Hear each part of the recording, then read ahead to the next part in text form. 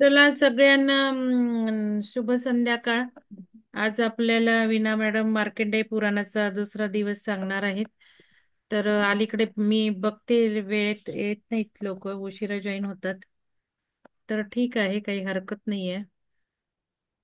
तर मॅडम तुम्ही सुरू करू शकता. चालेल. धन्यवाद मॅडम. सगळ्यांना शुभ संध्याकाळ. हा. प्रथम ब्रह्मांडीय ऊर्जेला कोटी कोटी प्रणाम. वैश्विक ऊर्जेला कोटी कोटी प्रणाम.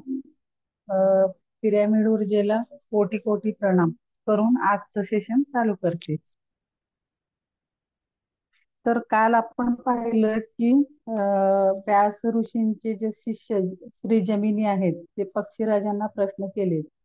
त्यांनी काही प्रश्नांची उत्तरं दिलीत. आता पुढचा प्रश्न आहे मॅडम त्यांचा थोडं मोठ्याने बोला, पक्षीराजांना. थोडं मोठ्याने बोला. हा, हो चालेल. इतकं क्लिअर येत नाही, थोडा आवाज. हा. चालेल. अं, काल आपण पाहिलं की हे व्यास ऋषी यांचे शिष्य जे जमिनी आहेत ते पक्षी राजांना प्रश्न केले होते. त्याचे काही प्रश्नांचे त्यांनी उत्तर दिलेत. आता पुढचा प्रश्न त्यांनी विचारलाय जमिनींनी पक्षीराजांना. तर असं आहे की जमिनींनी विचारले की जीवाची उत्पत्ती आणि वृद्धी कशी होते आणि काळाच्या चक्रात मृत्यू कसा कसा होतो आणि पाप पुण्याची फळी कशी मिळतात. तर त्याच्यावर पक्षीराज उत्तर दिलेत. उत्तर म्हणजे त्यांनी एक छोटीशी गोष्ट सांगितली आहे. तर मी ते सांगते. भार्गव वंशातील महापती आणि त्यांचा पुत्र सुमती यांची कथा सांगितली आहे. हे तर पिताने पुत्राला म्हणाले की गुरुच्या सेवेत राहून अभ्यास करून आणि गृहस्थ धर्माचे पालन वेदांचा अभ्यास कर आणि गृहस्थ धर्माचे पालन कर. त्यानंतर पुत्रोत्पत्ती झाल्यानंतर तू संन्यास घे आणि ब्रह्मज्ञानाची तेव्हा प्राप्ती करून घे. संन्यास म्हणजे वनात जाऊन राहणे. गृहस्थाश्रम सोडून वानप्रस्थाश्रमाकडे हे करणे, मार्गक्रमण करणे. तर पक्षी जमिनीस सांगू लागले की तुम्ही जे प्रश्न विचारले तो प्रश्न पित्याने पुत्रास विचारले आहे. त्यावर पुत्राने उत्तर दिले, ज्याचे मन पवित्र आहे ते प्रेमपूर्वक नाही. पित्याने पुत्राला विचारले,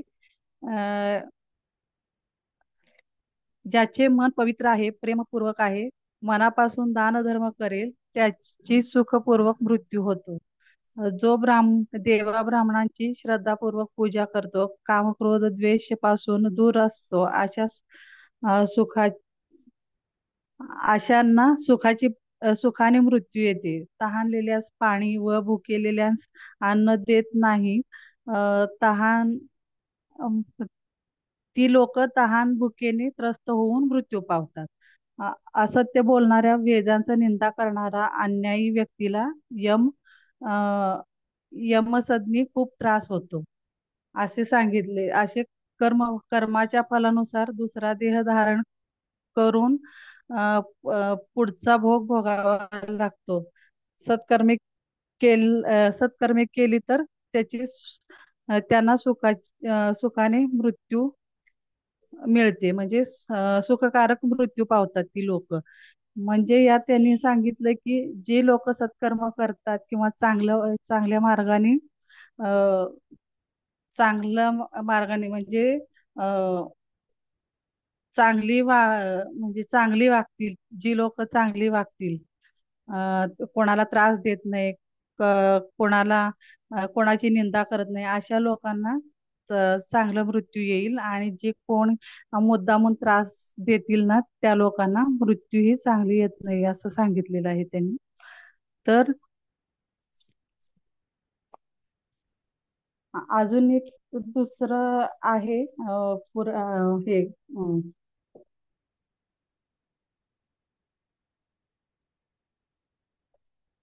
अजून एक दुसरं दुसरी गोष्ट आहे, एक कुलकवंशी ब्राह्मण राहत असतो. पूर्वी जन्माच्या पापामुळे त्याला कुष्ठरोग झालेला असतो. तर त्याला चालता येत नसतं. कुष्ठरोगाने पीडित असून देखील अ, त्याची पत्नी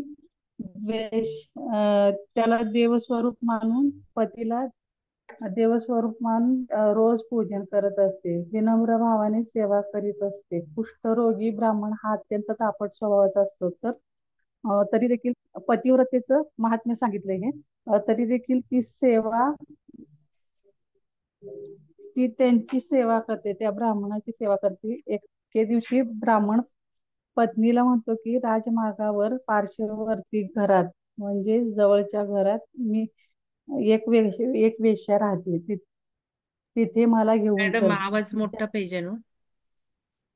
हो का? हम्म. बर बर. अं, एके दिवशी ब- पत्नीला म्हणतो की राजमार्गावर पार्श्ववर्ती, म्हणजे घराच्या जवळ एक वेश्या राहते. तर तिला मी पाहिल्यापासून तिच्यावर माझं मन जडलं आहे, किंवा ती माझ्या हृदयात सामावली आहे. हे ऐकून ब्राह्मणी अत्यंत व्याकुळ होऊन ती त्या ब्राह्मणाला पाठीवर घेऊन थोडेसे पैसे सोबत घेऊन जाते. हळूवार पाठीवर घेऊन निघालेली असते अंधारात. तर तेवढ्यात मांडवी मुनींना त्या ब्राह्मणांचा पाय लागतो. पाय लागल्यामुळं मांडवीय ऋषी त्या ब्राह्मणाला शाप देतात की मला ज्यांनी त्रास दिला आहे, ज्या मनुष्याने त्रास दिला आहे, तो सूर्योदय होण्याआधी मरण पावेल. ते शाप ऐकून ब्राह्मण स्त्री अत्यंत करुणास्वरात म्हणते, आता सूर्योदय होणारच नाही. ती पतिव्रता असल्यामुळे सूर्य पण हे होत नाही, सूर्योदय पण होत नाही. खरोखरच पतिव्रतेचे ऐकून सूर्योदय झालाच नाही. सूर्य न उगवल्यामुळं सगळे लोक देव भयभीत होतात. स्वाध्याय स्वाहा स्वधा म्हणजे नित्यकर्मी कर्मकांड सगळे लुप्त झाले तर कसे जिवंत राहू शकू, असं सगळ्यांना प्रश्न पडतो. मग सूर्य उदय अस्त झाला नाही तर यज्ञ होम हवन पण होऊ शकणार नाही. तर देव कसे तृप्त होतील? देवगण देखील चिंतेत पडतात आणि ब्रह्मदेवांना आळवणी करतात. पतिव्रता स्त्रीमुळे सूर्योदय थांबला आहे, तर देवांची व मनुष्यांची बाकीच्यांना आवाज व्यवस्थित येतोय का? का मलाच कमी येतोय, माझं नेटवर्क नाहीये? बाकीच्यांनी सांगा जरा. हॅलो. कमी येतोय आवाज, आवाज कमी येतोय. हा. हा. होय का? हो. थोडा बर बर. फाटतोय आवाज. हो.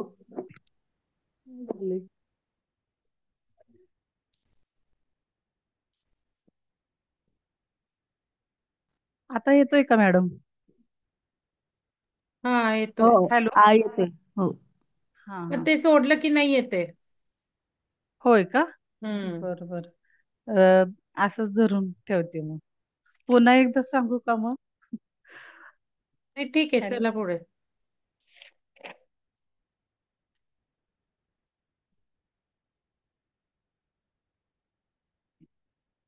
त्या पतिव्रता स्त्रीमुळे सूर्योदय थांबला आहे, तर देवांना आणि मनुष्यांना देखील हानी होत आहे. म्हणून सगळे देवगण ब्रह्मदेवांकडे जातात आणि त्यांना विनंती करतात, आळवणी करतात की हे सगळं वृत्तांत सांगतात की असं पतिव्रता स्त्रीने सूर्याला हे सूर्योदय होणार नाही असं होणार नाही असे बोलले आहे. तर सूर्योदय झालेला नाही तर त्याला तुम्ही त्या शंकेचं निरसन करा. ब्रह्मदेव सांगतात की तुम्ही माता अनुसयाकडे जावा, त्या शंकेचं निरसन तुमचं दूर होईल. तर देवगण अनुसूया माताकडे जातात आणि सर्व हकीकत सांगतात. अनुसूया म्हणतात, पतिव्रता महिमा कधीच खोटं ठरत नाही. त्या ज्या काही बोलले त्या एक सत्य पतिव्रता आहेत. तर त्या बोलल्यामुळं अ, हे सगळं घडले आहे ना. तर मी त्याला एक उपाय सांगते म्हणतात. त्या पतिव्रतेचा पण अपमान होणार नाही आणि दिवस पण वर येईल आणि पतिव्रतेच्या पतीचे देखील मृत्यूस कारणीभूत होणार नाही, असं एक उपाय सांगते असं बोलतात. अं, अनुसया माता ही पतिव्रता म्हणजे 5 पतिव्रता जे सांगितले आहेत ह्याच्यात शास्त्रात, तारा राणी, मंदोदरी, द्रौपदी, अनुसया आणि अजून एक कोणीतरी, असे 5 जणी आहेत. त्यात अनुसया मातेचं नाव आहे. तर त्यांनी एक उपाय सांगितलं की अ, त्या उपाय सांगितले. पतिव्रता महिमा खोटे ठरत नाही, तर पतिव्रतेला अपमान होणार नाही, पतिव्रतेचा अपमान होणार नाही आणि सूर्य पण उदयाला येईल आणि दिवस रात्र पण होईल आणि त्याच्या पतिव्रतेच्या पतीला देखील अ, मृत अ, पती पती देखील मृत्यू पावणार नाही. तर असं सांगून अनुसया माता पतिव्रता स्त्रीकडे जाते आणि त्यांची विचारपूस करते, जाऊन त्यांच्या घरी जाऊन तिची आणि तिच्या पतीची विचारपूस करते. मग अनुसया माता म्हणते की तुझ्याप्रमाणे मीही एक स्वामीनिष्ठ आहे. स्वामीची सेवा केल्याने मला महाफल प्राप्त झाले आहे. हे साध्वी, 5 ऋणे अशी असतात की देय सर्वदा म्हणजे नेहमी देणं असतो आपण त्यांना. त्यामध्ये धर्मानुसार धनाचा संचय आणि सत्पात्री दान, नेहमी सत्य, सदाचार, तपदान यामध्ये परायण राहून मनात राग द्वेष न बाळगता ही कर्मे करावी लागते. तर हे तुम्ही केलं आहात आणि एक बाजूला सर्व लोकांची हे स्त्रियांना मात्र पती सेवा केल्याने ह्या वरच्या ज्या कर्माची फळं आपल्याला जे मिळतात ना, ती फळं पती सेवा केल्यावर आपल्याला मिळतात. पती सेवा केलं तर दुसरी काही करायची गरज नाही, आपल्याला यज्ञ किंवा तप ध्यान काही करायची गरज नाही, असं त्यांनी सांगितलंय. तर आणि गुरुचरित्रात पण असं सांगितलंय मॅडम, हे पती पती कसाही असला तरी त्याला लक्ष्मीपती मानून त्याची हे सेवा केली पाहिजे आणि सेवा केली पाहिजे. त्यांनी सांगतील तसे वागलं पाहिजे आणि आपण जे काही उपवास आणि व्रत वैकल्य करतो ना, तर ते त्यांना विचारूनच केलं पाहिजे, असं सांगितलंय गुरुचरित्रात. अ, अनुसूयेचे बोलणे ऐकून ब्राह्मण स्त्री अ, ब्राह्मण स्त्री म्हणजे पतिव्रता स्त्री अनुसूयेचे पूजन केले आणि आज मी धन्य झाले असे म्हणाले की आपण या आपण आणि देवांनी केलेल्या अनुग्रहामुळे माझी पतीवरची निष्ठा अजून दृढ झाली आहे. पतीशिवाय स्त्रीला कोणती गती नसते हे तिला कळले. ब्राह्मण स्त्री अनुसूयेला म्हणाली, तुझा दृढ वचनामुळे सूर्योदय न झाल्याने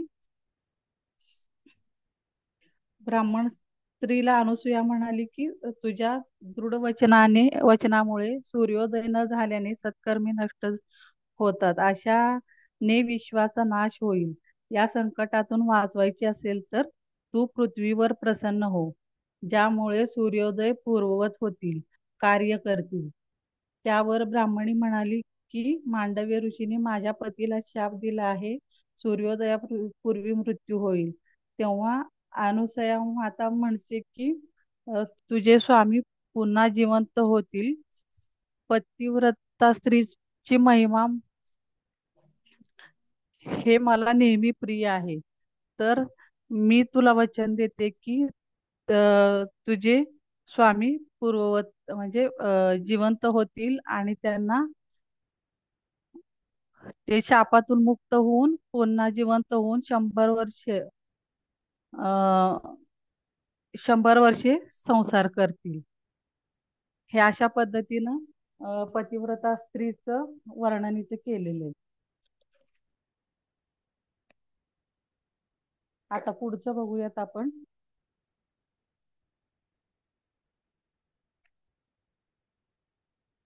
आवाज येतोय का सगळ्यांना? हॅलो, आवाज येतोय? येतोय येतोय. हा.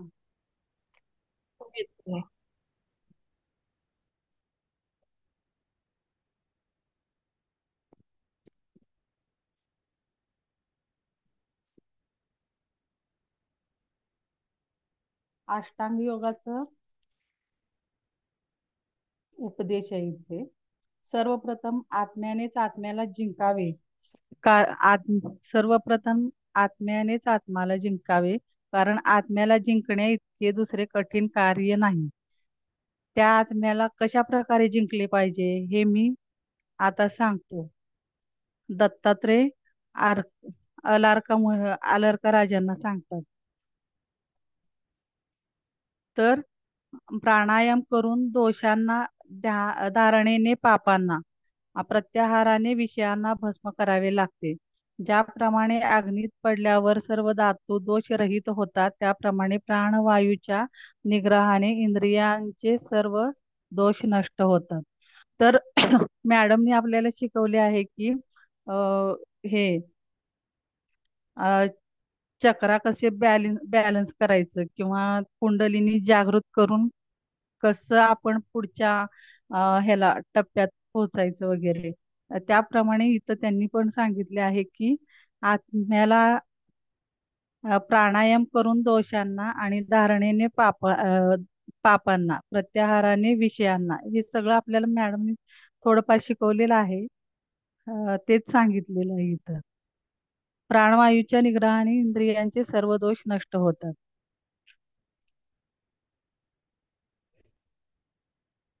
प्राणायामाचे 4 अवस्था आहेत ते सांगितलेत.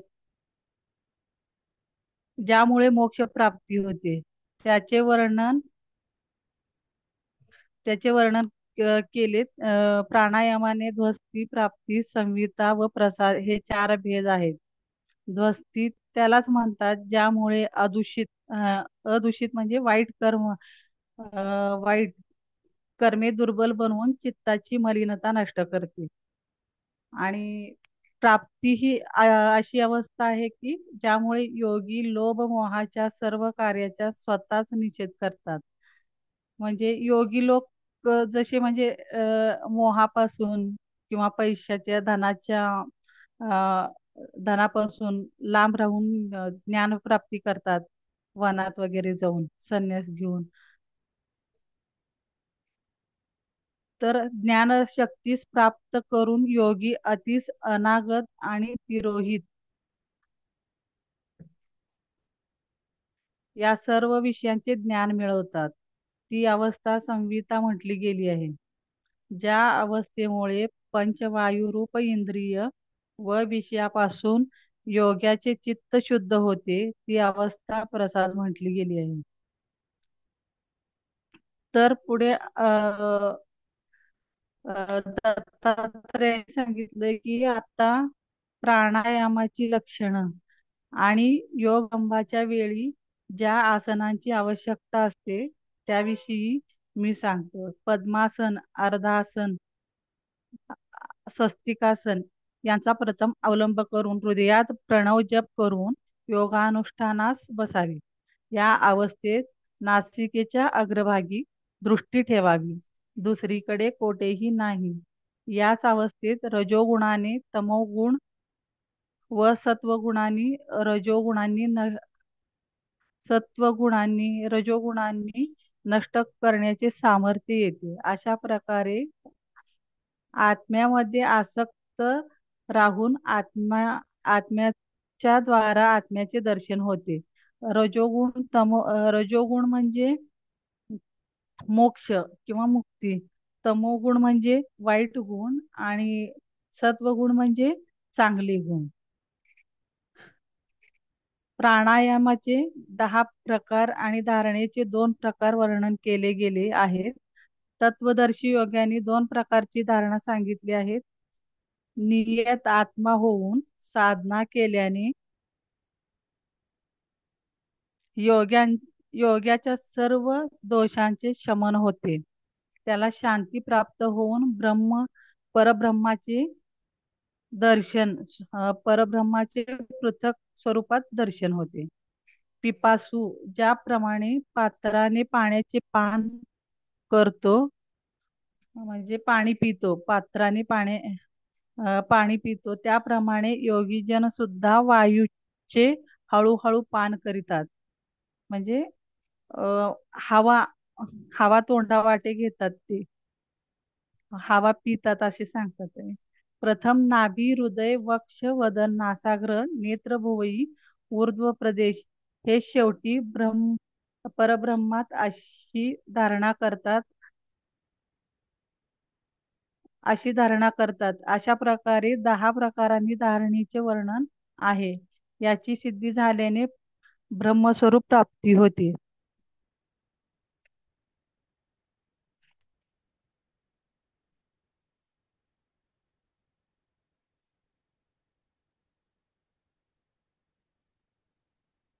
सर्व विघ्नांवर विजय प्राप्त केल्यानंतर योग्यांपुढे सात्विक, राजसिक आणि तामसिक विघ्ने उत्पन्न होतात. ती योग्यांवर आक्रमण करतात. त्यामध्ये प्रातिभ, श्रावण, दैत्य आणि आवर्त ही उपसर्ग भयंकर रूपामध्ये विघ्ने उपस्थित करतात. 1000 योजने दूर अंतरावर शब्द देखील ऐकू येतो, त्यास श्रावणी म्हणतात. ज्यामुळे योगी 8ही दिशांचे ज्ञान प्राप्त करतात, त्यास पंडितांनी देव उपसर्ग म्हटले आहे. तर योगी आणिमा, लघिमा, महिमा प्राप्ती, प्राकम्य, ईशित्व, वशित्व म्हणजे अशा 8 निर्गुण देणाऱ्या ऐश्वर्यात्मक गुणांना प्राप्त करतो, ज्याच्यामुळे कार्यात शीघ्रता उत्पन्न होते. ज्याचे द्वारे सर्व पूजनीय होते, ती महिमा होय. ज्याच्यामुळे सर्व इच्छांची प्राप्ती होते, ती प्राप्ती होय. आणि हे सर्व गुण मोक्ष सूचक आहे, म्हणजे मोक्षाला प्राप्त होणारे आहेत. यामुळे मोक्ष मिळते. ते प्राप्त झाल्यानंतर पुन्हा जन्म मृत्यूच्या चक्रात पडावे लागत नाही. अशा योगी कधीही नष्ट होत नाही. विषयांशी यांची काहीच संबंध येत नाही. म्हणजे ती लोक मुक्त होतात. पुन्हा त्यांना मनुष्य रूपात म्हणा, प्राणी पशु रूपात परत पुन्हा जन्म घ्यायला लागत नाही. मोक्ष प्राप्त होतो त्यांना.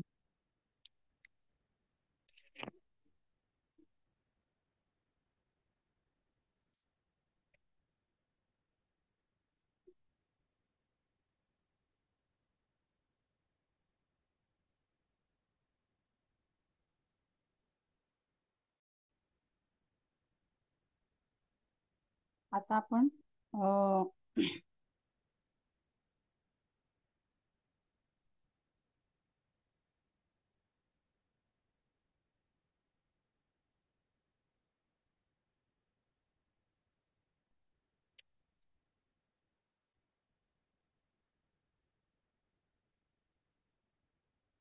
आपण शुंभ निशुंभ शुंभ बघूया.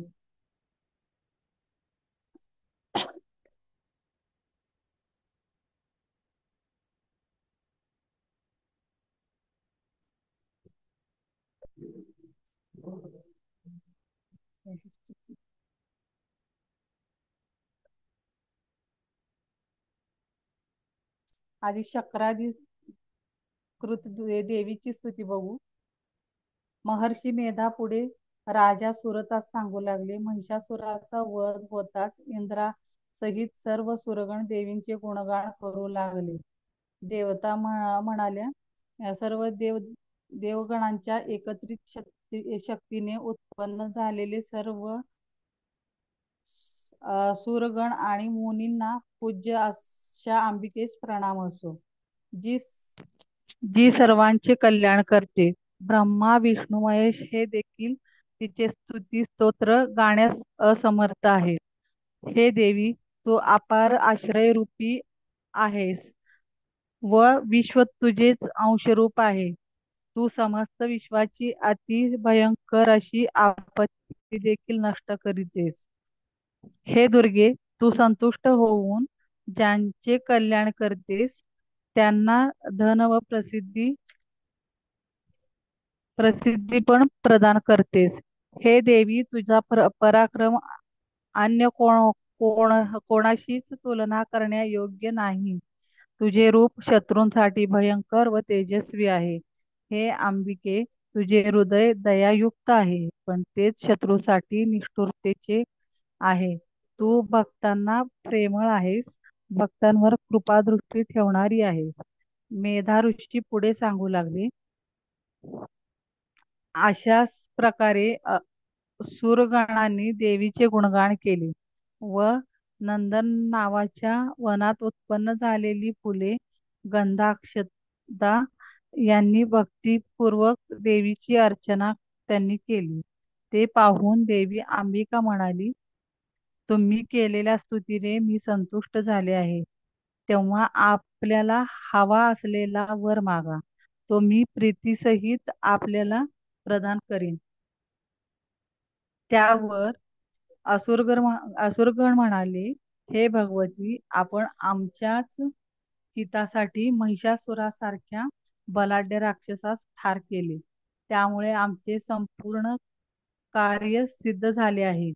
तरी देखील वर देण्याची इच्छा असेल तर हाच वर द्या की जेव्हा आम्ही तुमचे स्मरण करू तेव्हा तुम्ही आमच्या संकट निवारणार्थ प्रकट व्हा. तसेच जो मनुष्य आमच्या या स्तोत्राने तुझी स्तुती करील त्यावर तू प्रसन्न होऊन त्यास ज्ञान, ऐश्वर्य, धन यांनी प्रसन्न कर, कारण तू सर्व काही देण्यास समर्थ आहेस.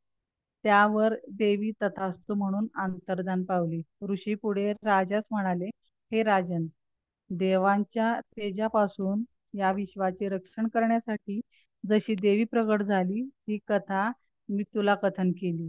आता भगवती गौरीच्या शरीरातून उत्पन्न होऊन शुंभ व अन्य असुरांचा नाश तिने कसा केला याविषयी कथा तुम्हाला पुढे सांगतो.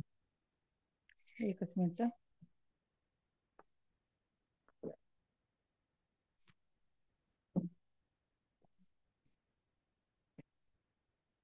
शुंभाच्या दूताचे देवीला कथन. महर्षी मेधा पुढे सुरत राजास सांगू लागले, फार व पूर्वीची गोष्ट आहे. शुंभ व निशुंभ नावाचे दोन असुरांनी अहंबलावर स्वतःच्या अहंकाराच्या बळावर इंद्राच्या त्रैलोक्याचे राज्य व संपूर्ण यज्ञभाग यांच्यावर कब्जा मिळवला. त्यांनी चंद्र, सूर्य, कुबेर व वरुण यांचे अधिकार पण आपल्या हातात घेतले व अग्नी व वायू यांचे कार्य पण स्वतःच ते दोघे मिळून करू लागले. तेव्हा अधिकार भ्रष्ट झालेले सर्व देवगण भगवती देवीचे स्मरण करू लागले व तिच्या चरणाशी शरण जावे असा विचार करून ते हिमालयात जाऊन स्तवनगान करू लागले. तेव्हा अधिकार भ्रष्ट झालेले सर्व देवगण म्हणजे देवांकडून इंद्रदेव, सूर्य, चंद्र, कुबेर, वरुण ह्या त्रैलोक्यावर सगळं राज्य शुंभ निशुंभांनी घेतला होता. त्या ताबा त्यांनी घेतला होता, त्या कब्जा केला होता त्याच्यावर. म्हणून ह्या सगळ्यांचे अधिकार भ्रष्ट झाले होते.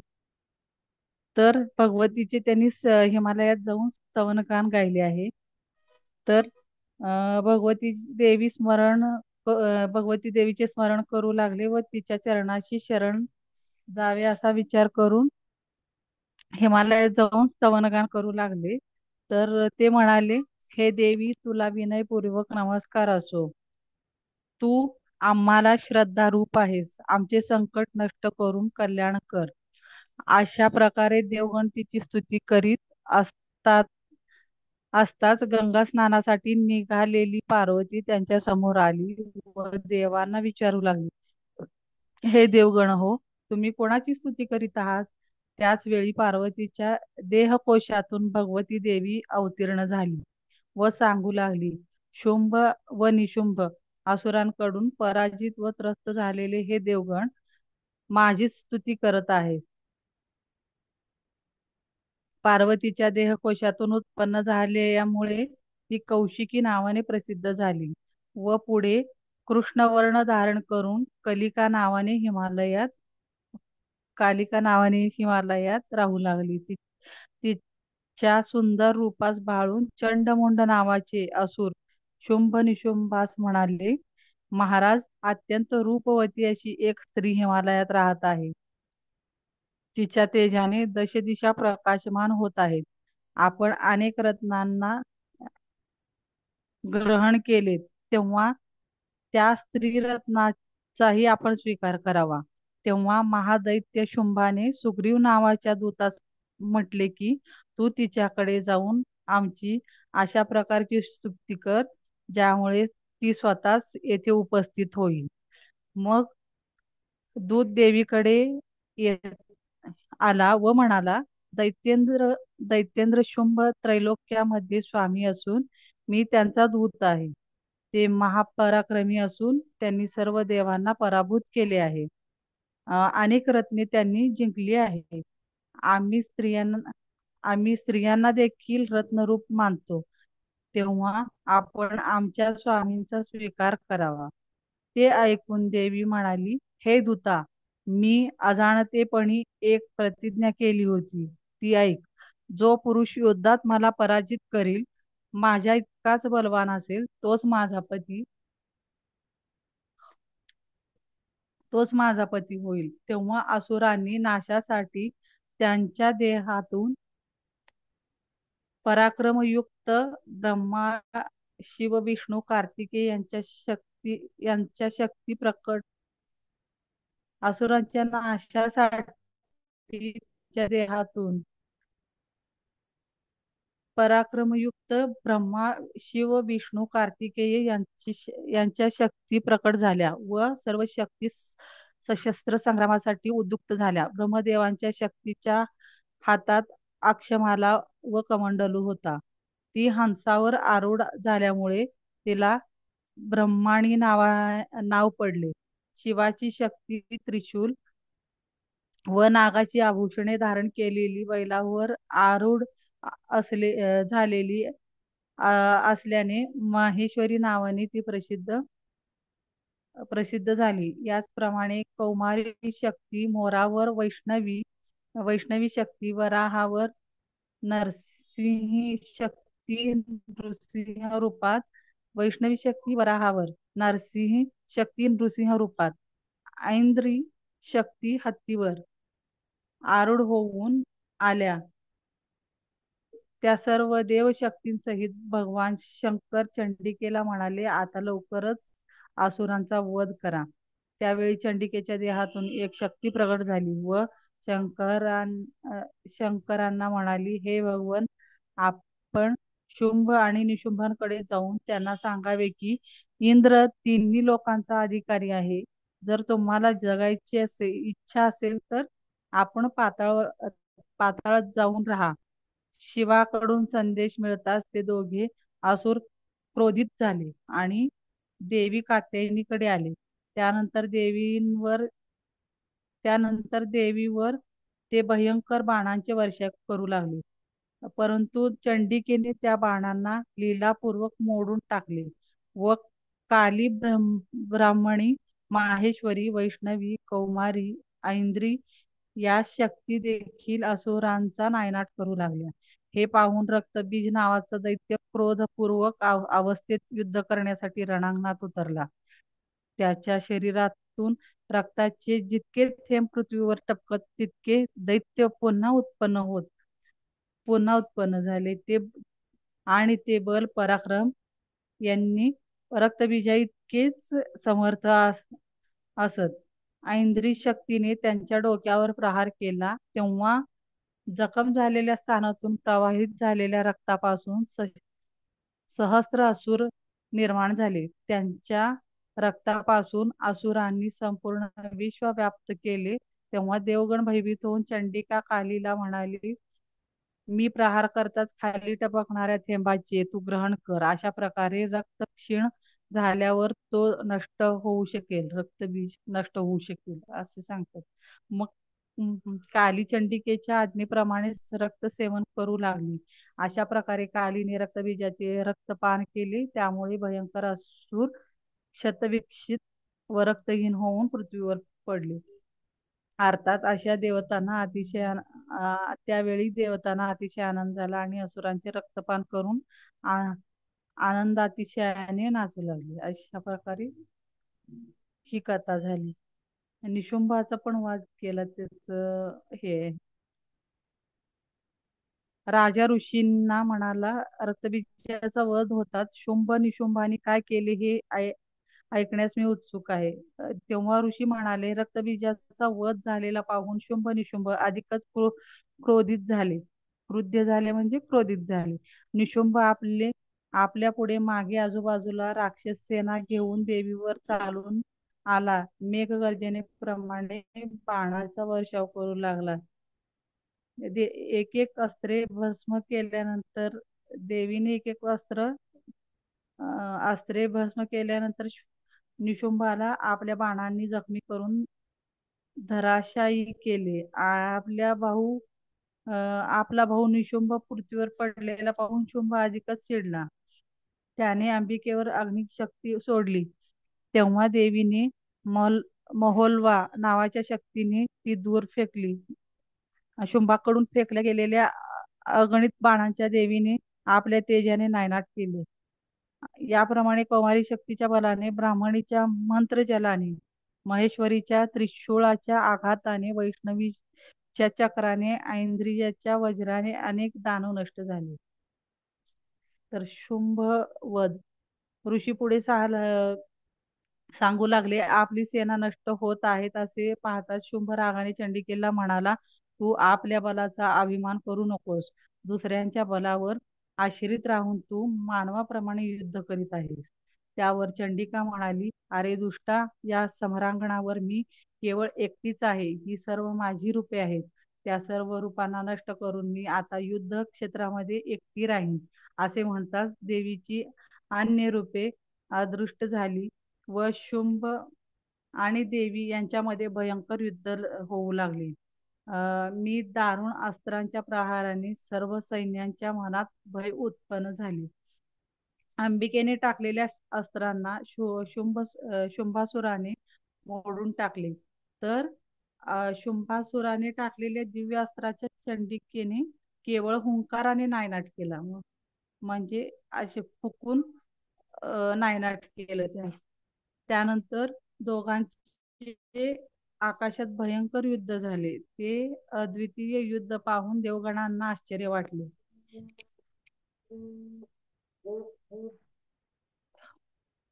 एकच मिनिट.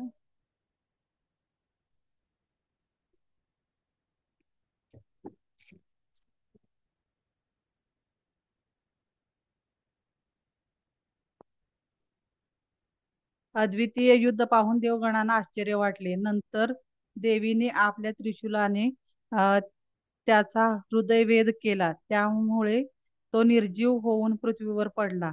या दुरात्म्यास मारताच सर्वजण आनंदित झाले. जग स्थिर झाले व आकाशात पूर्ण स्वच्छ झाले. शुंभ अस्तित्वात असताना ज्या उल्का आकाशात होत्या त्या पूर्ण त्यांच्या मृत्यूनंतर अदृश्य झाल्या आणि गंधर्व मधुर गाऊ लागले. अप्सरा नाचू लागले. सगळीकडे आनंद पसरले. देवीचे स्तोत्रे ऋषी सांगू लागले. मार्कंडेय ऋषी सांगतात की त्या महादानवांना नष्ट करतात सर्व देवगण देवीची स्तुती करू लागले. ते म्हणाले, हे देवी तू या जगाची आधार रूप आहेस. आपण त्रिपुर सुंदरीत पाहिले देवीची स्तुती वगैरे ते सांगितलं इथं त्यांनी. या विश्वाची ईश्वरी आहेस तू, तुझी स्तुती करण्यास आम्ही असमर्थ आहोत. हे नारायणी तुला नमस्कार असो.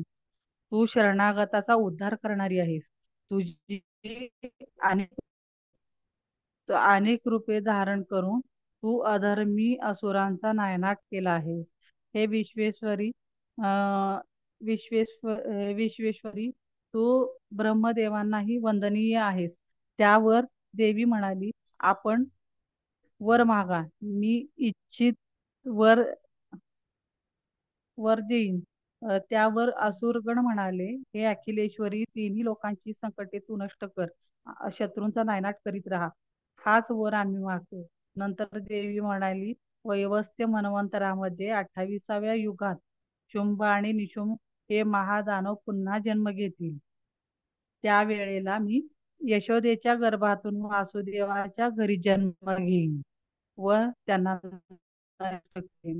भयंकर अवतार घेऊन वैप्रचित नावाच्या असुराला मी नाश करीन. त्याचे भक्षण करताच माझ्या कुसुमाप्रमाणे लाल रंगाच्या दातांना बघून लोक मला रक्तदंतिका नावाने ओळखतील. त्यांना 100 वर्षापर्यंत पाऊस न पडल्याने पृथ्वीवर दुष्काळ पडेल.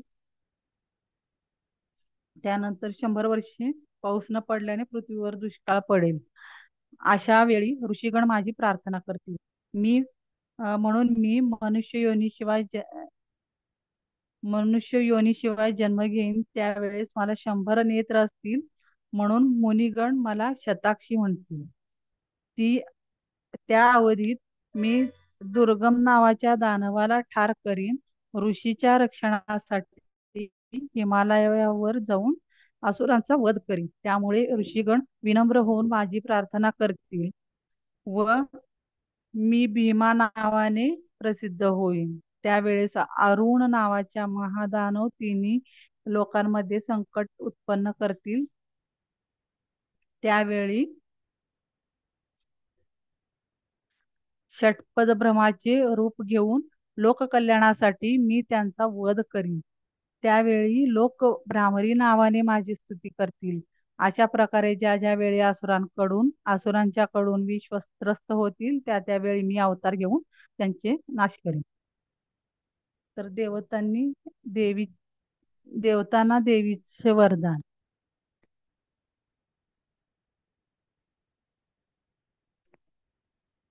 या गोष्टीच्या वाचनाने जागृत होऊन जो नित्य नेमाने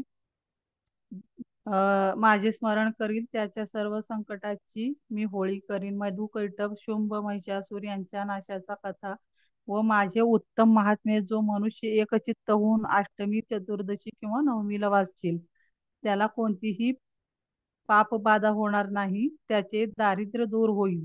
प्रियजनांकडून त्याचा वियोग होणार नाही. शत्रू, चोर, राजा यांच्यापासून त्यांना भय राहणार नाही. म्हणून माझे महात्म्य दत्तचित्त होऊन म्हणजे एकाग्र होऊन श्रवण करा. हे महात्म्य म्हणजेच माझी सर्वश्रेष्ठ स्तुती होय. ज्या घरी हे महात्म्य मननपूर्वक वाचले जाते, त्या घरी मी निवास करीन. पूजा कार्य, यज्ञ कार्य, उत्सवाच्या वेळी माझी स्तुती श्रवण करावी. ज्यावेळी प्राणीगण अग्नीत आहुती देतात, त्यांच्यावर मी प्रसन्न होऊन स्वीकार करीन. शरद ऋतूमध्ये माझ्या महापूजेच्या समयी जो चरित्र भक्तीपूर्वक ऐकतो, त्यास धनसंपत्ती पौत्र लाभ होतो. माझ्या स्तुतीच्या महात्म्याने स्तवन करण्यास आरोग्य प्राप्त होऊन भूतबाधा वगैरे भय त्यास राहत नाही, असा उपदेश करून देवी तत्काळ अंतर्धान पावली. म्हणजे देवी निघून गेली हे सगळं सांगून. आता सुरत राजा व वैश्याच्या देवीचे वरदान. सुरत राजाला आणि वैश्यास देवीने वरदान दिले ते सांगितले ऋषींनी. ऋषी मेधा सांगू लागले, हे राजा, मी देवीचे सर्वोत्कृष्ट महात्म्य वर्णन केले आहे. त्या देवीमुळे तू काय किंवा काय किंवा हा वैश्य देवीमुळे तू काय किंवा हा वैश्य काय संसाराविषयी मोहित झाला आहात, तेव्हा या परमेश्वर स्वरूप देवी शरण जा. तिची पूजा केल्याने ती मनुष्यास स्वर्ग अथवा मोक्ष प्रदान करते. या सर्व कथेवर मार्कंडेय मुनींनी क्रौष्टिकीस पुढे म्हणाले. त्यानंतर मेधा ऋषींचे बोलणे ऐकून दुःखी असलेले ते दोघे ऋषींना वंदन करून तपश्चर्येसाठी निघाले. तपासाठी ते नदी तटावर आले. त्यांनी वाळूने देवीची मूर्ती तयार केली.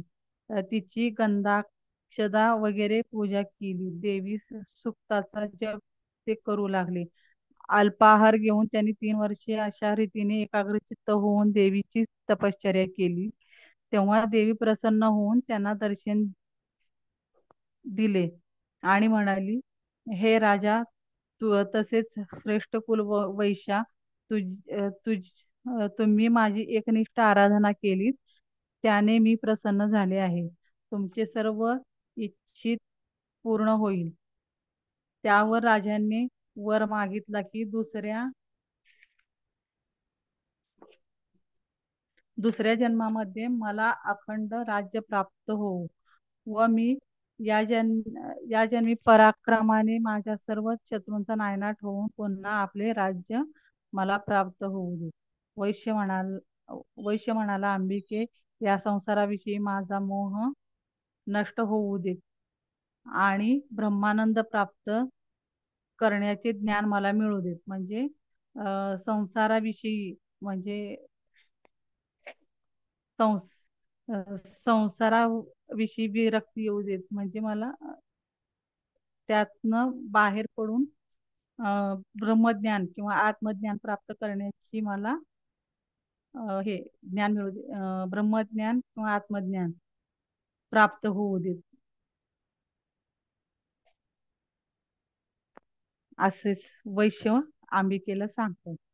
त्यावर देवी त्यांना म्हणाली, हे राजा, अल्पावधीतच तू शत्रूचे शमन करून आपल्या राज्यास पुन्हा प्राप्त करशील व भविष्य काळात राज्याचा तुला कदापि त्याग करावा लागणार नाही. मृत्यूनंतर तू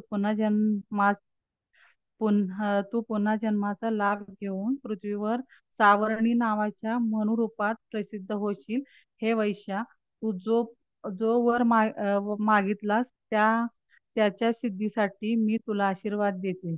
अशा प्रकारे दोघांना इच्छित वर देऊन देवी अंबिका क्षणात अंतर्धान पावली. हे क्रौष्टुकी देवीच्या वरानुसार सुरत राजा पृथ्वीवर सावर्णी नावाचे मनू बनतील.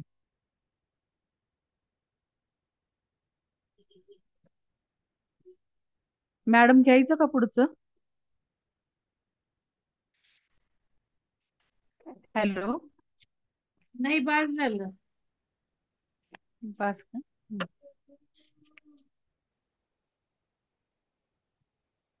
बास झालं. चालेल. कोणाला शंका असेल तर विचारा काही. हा, कोणाला शंका आहे का?